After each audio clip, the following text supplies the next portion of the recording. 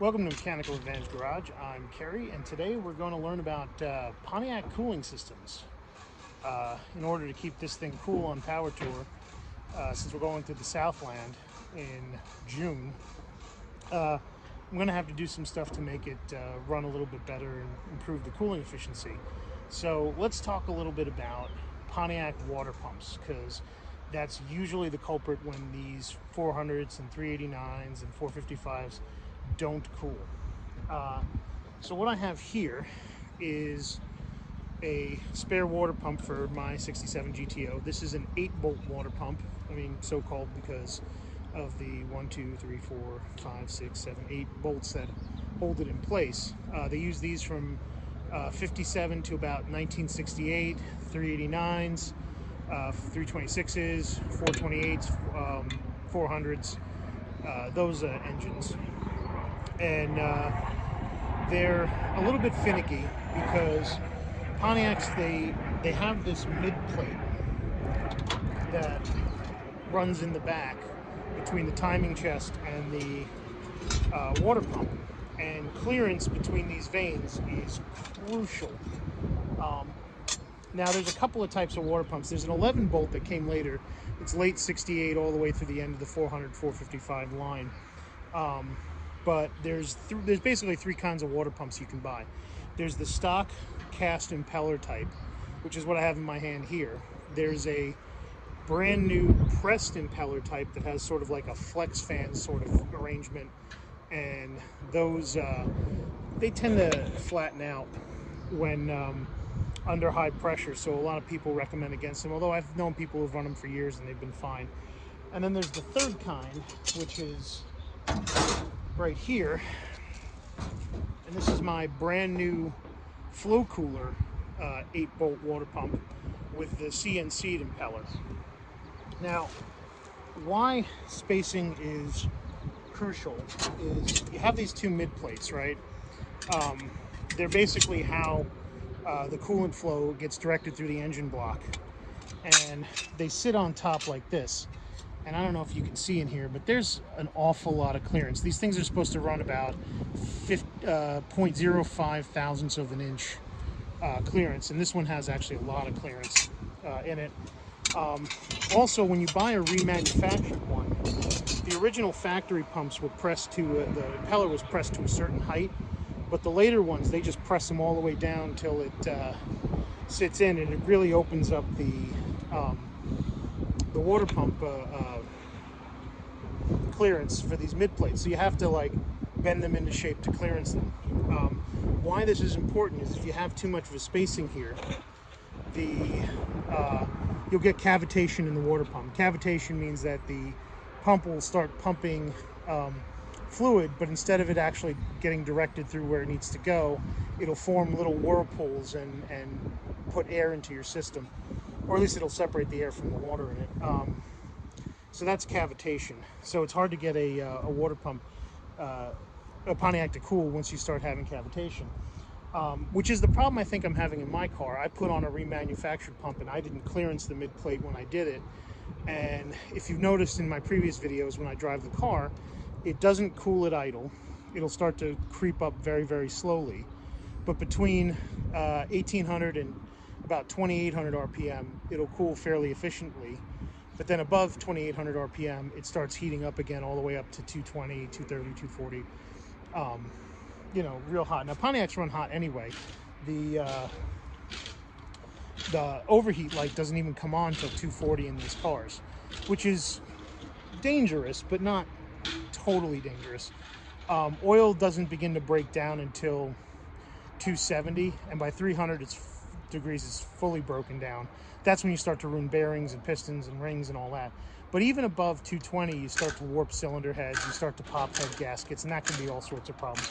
None of these are problems we want on Power Tour, because I don't want to be doing a head gasket on the side of the road in Georgia, you know, or North Carolina or South Carolina or wherever we end up. So these flow cooler pumps are supposed to be pretty high efficiency. But if you notice, even these have a fair bit of gap in here. So one of the things I'm going to have to do is I'm going to have to close down this gap, and the way you do it basically is just taking a hammer to this, you know, this stainless steel mid plate here. Oh, and these are aftermarket stainless ones. The original ones are steel, and sometimes they corrode and they rot out too inside the engine block. So that's always fun, especially if the car's been sitting. So yeah, so what I'm gonna have to do is basically hammer this flat so the clearance is down to nothing, and then we can stab it in the engine and see where we go from there.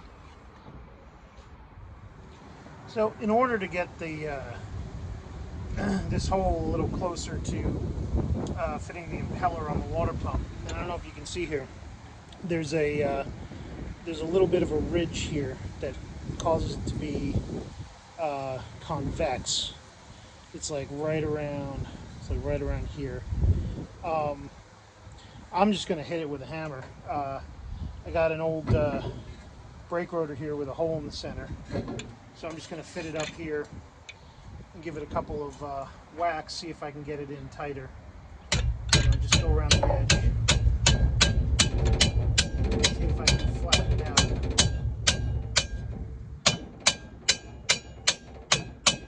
Yeah, see, now I've made it concave.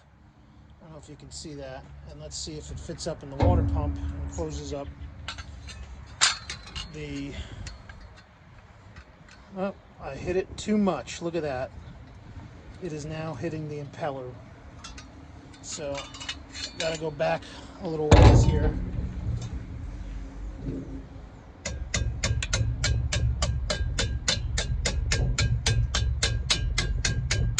The idea is to have 0.1, so I guess it's 1/100th of an inch clearance, because with the gasket and everything, it'll be much bigger. But let's see. Okay, so that fits in. Oh, and that is I don't know if you can see it, that's a much tighter clearance, but it still has clearance. So there's our clearance, Clarence. Might give it another tap just because it looks a little uneven on this side here.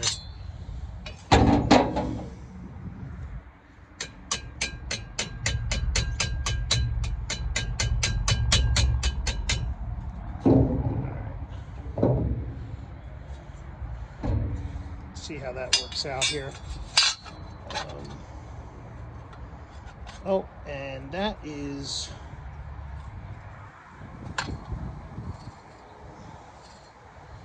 Okay, and that is on the money. It is tight to the... It still has, I don't hear any touching. It still has clearance, but that is tight. Look how...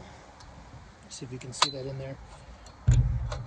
That is tight. Now the gasket's going to space it out a little bit, so we should be good. So there it is. I've set my clearance for my water pump to avoid cavitation. So now I guess the next thing is to get it in the car. So one of the last steps before we put this water pump in the car, and I just touched it with my hands, is I gotta put some Pontiac blue engine paint on it. Now this is the VHT engine metallic. Unfortunately, they don't offer the later blue Pontiac. Like, it's not branded as Pontiac blue metallic. It's actually like dark charcoal something. Oh, here it is. SP403 titanium silver blue. Where's the camera lens? There we go. So that's actually the color that's closest to that Pontiac metallic blue that came in the 67 GTO. I've already degreased it. I hit it with some brake flush to sort of clean all the cosmoline and the shipping oil that's on it. And now I'm just going to hit it with some of this spray paint so it'll match my engine and won't look nearly as out of place being natural metal. Also, this will rust under my hood in a hurry, so I'm just trying to get ahead of that. Yeah, don't use these rags to clean something for paint. They leave a lot of fuzz behind, and then you end up picking it, and then you go, oops, I just touched, and now I got finger oil on it. But,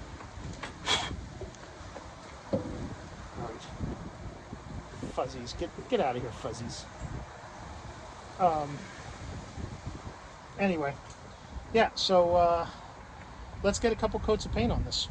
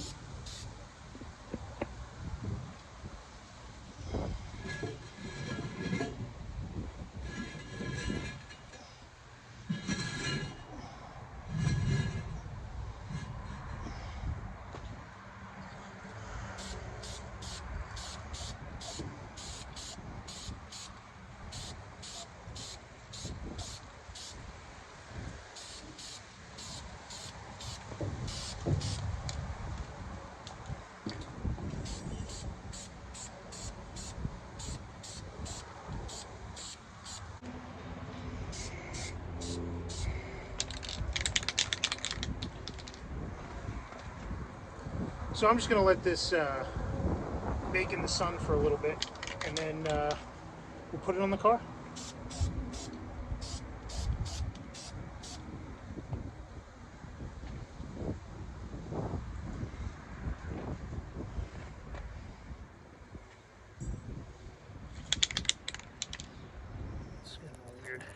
So we can see the coolant straining out here, and I've gone ahead and loosened up the alternator and the power steering pump, and now I just got to get the fan bolts off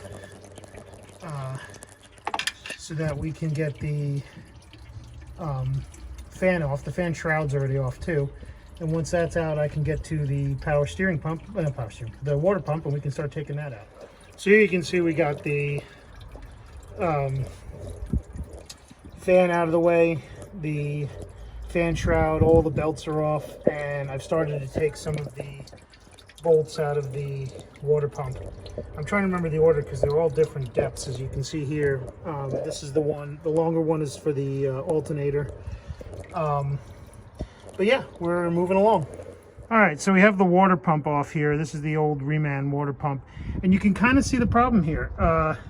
If you look at this center hub, you can see somebody had pressed, when they remanufactured it, had pressed the impeller all the way down instead of having it sit flush with the thing, and that led to a pretty tremendous gap in between the mid plate and the water pump impeller itself. So that was probably what was causing my cavitation issues. So now, here you can see inside the timing chest. Come on, focus up. Okay, here you can see inside the timing chest where all the coolant is. And this is the setup for how Pontiac engines do their cooling.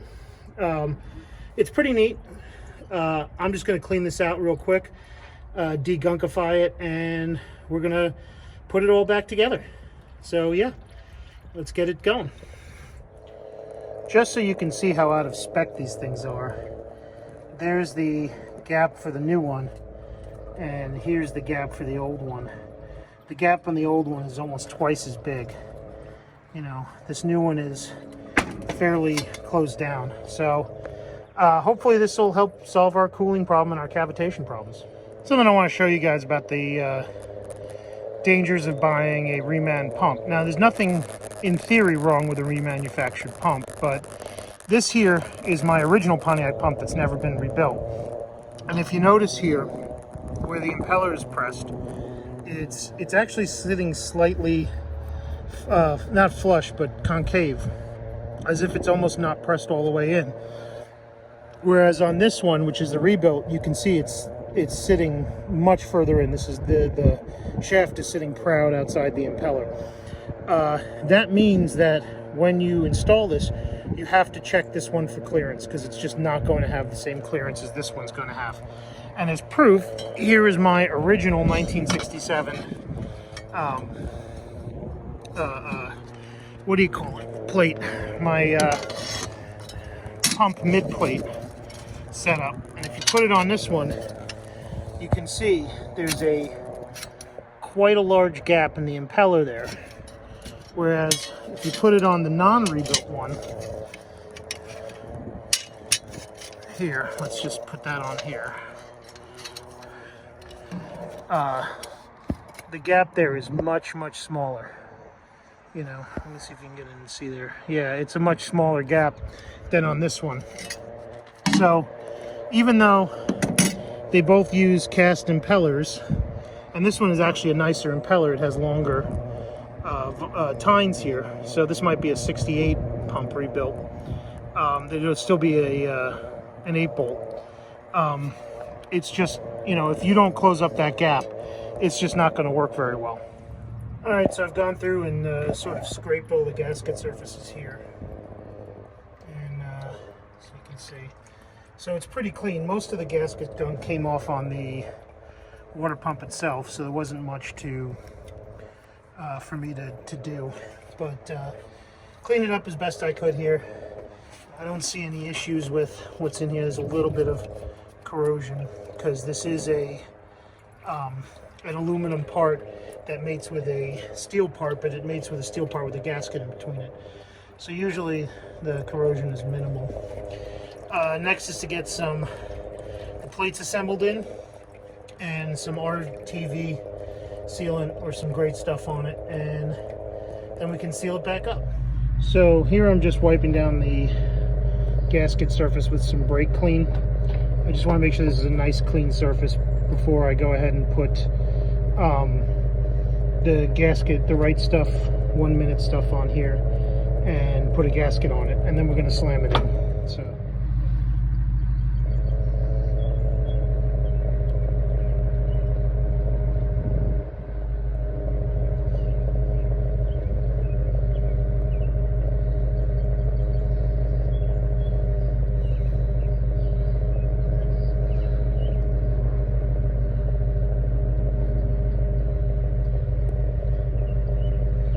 try not to be messy about this, but you know, sometimes it's like frosting a cake. Yeah, it just goes everywhere, and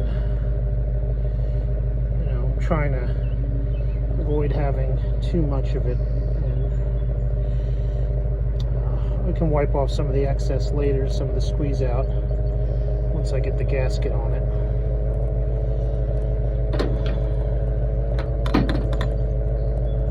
Sure all of you guys are screaming into your phones right now about my technique, but you know, sometimes it works. Sometimes you make a big mess, but sometimes it works. The important part is that we don't get any inside. That's where I'm going to wipe it down most.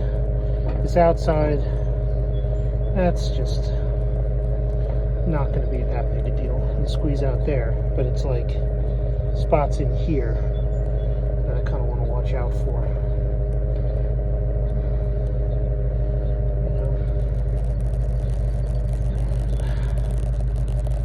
You know what? Make sure this stuff gets everywhere. And I'm not worried about this because I have to put some on this side of this face too, so that it'll stick to the back side of the timing cover, the water pump. So let's go ahead and do that. There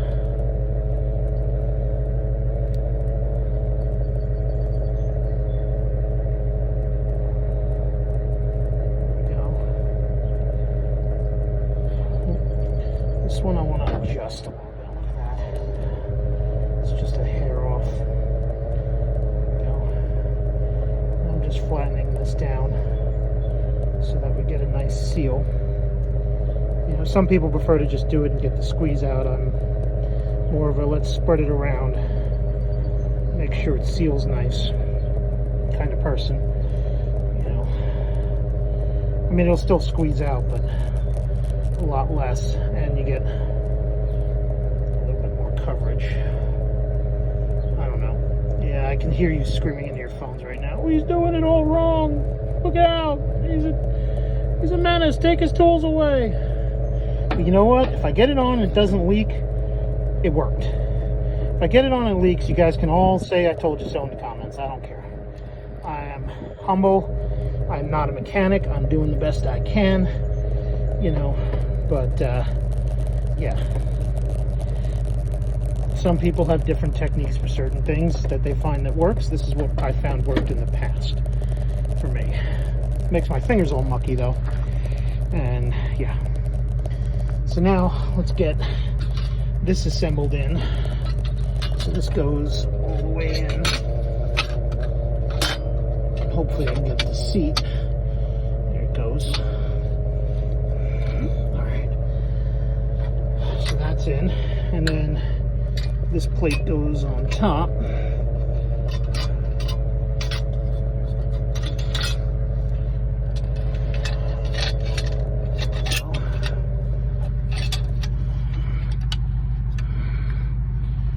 Go. And that's in. Nice and seated. And now the water pump.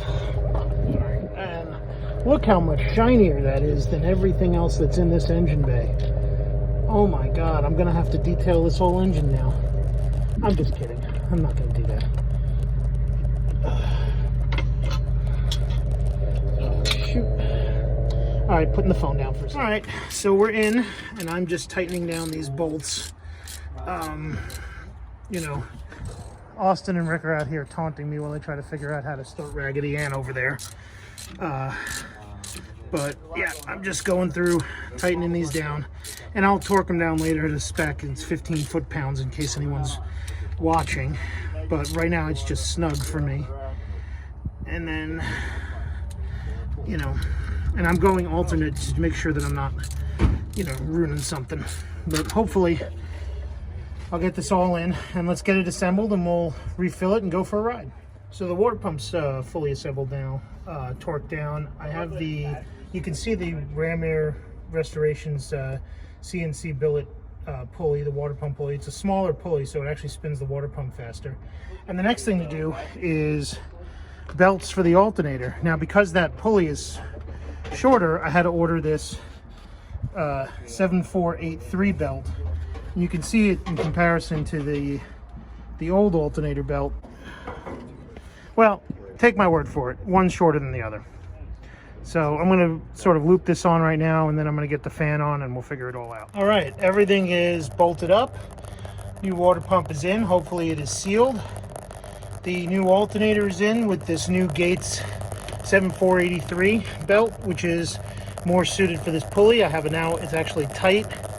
I know some of you have mentioned in the past how you freaked out about how loose the other belt was, but it was because the alternator was up against the power steering pump. Now I actually have a lot more room here. Power steering belt is in. Power steering pump is set up. All that's left is to put water in it, and then we'll start it up and let it and sort of burp the system and let it fill and check for leaks. So let's get to that. All right, let's see what it takes to get started today. Oh, started up nice and easy.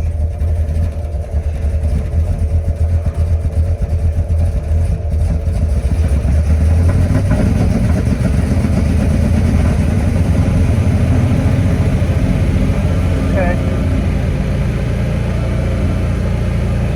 Seems to be running good. I hit a little belt whine there, but we'll check that in a minute. It's to be expected.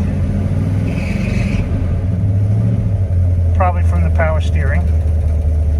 But looks like the car is idling, so let's go check out the front and see how the cooling system burping is going. Alright, so the car's been running for a good 15 minutes now. We can see some bubbles coming out of the radiator, but temperature wise it's holding solidly at 180. I don't know if you guys can see that there. Here, let's get in there. It's holding solidly at 180. So I think this is a success. The only thing left is to seal it up and take it for a drive. All right, so the car's still sitting solidly 180. We've been out here for 25 minutes. Let's take it down the road and see how she responds. See if it cools down while driving or if it heats up while driving. And that'll be the last part of this road test. And we can call the coolant issue fixed, sort of. Well, no, hopefully it is fixed. So let's go find out. All right, so we're moving down the road at about 60 miles an hour, just under 3,000 RPM, and it's looking about 175 on the water temp. So it looks like we might have addressed the cooling problem, which makes me happy. It's certainly running a lot cooler than it has in the past. I could probably stand to burp the system at least one more time, but for the most part it seems like the car is running where it should, so that's good. Of course, going into the south in 80 degree, 90 degree weather will be a different animal, but hopefully the cooling system's up to the task. So we'll see. Alright, so we're about half an hour, just shy of 40 minutes driving around since I first started it. And it seems to just be hovering around 180, 185 total. Let me romp on it a bit and see if that changes the needle, moves the needle any. Ready?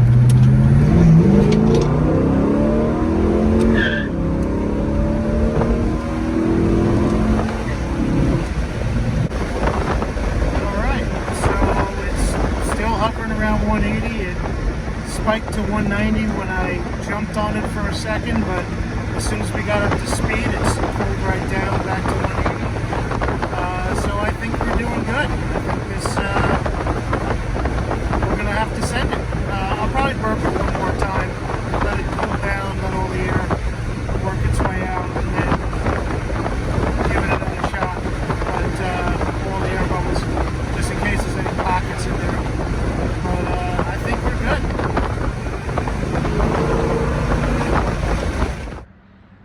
So I think that's going to do it for this episode of Mechanical Advantage Garage. Thanks for watching. As always, hit like, hit subscribe. If you like what you saw, get at me in the comments. If you didn't like it, get at me in the comments. Tell me what a hack I am. But yeah, car seems to be working better. There's still a couple of things I need to sort out. I got to tighten up that power steering belt. It's squealing a bit. And I'm going to re-burp the system again because I realized that I burped it without turning the heat on. So there may still be an air pocket in it. But otherwise, the car's staying cool. So hopefully we can send it and it's good. So I will see you next episode.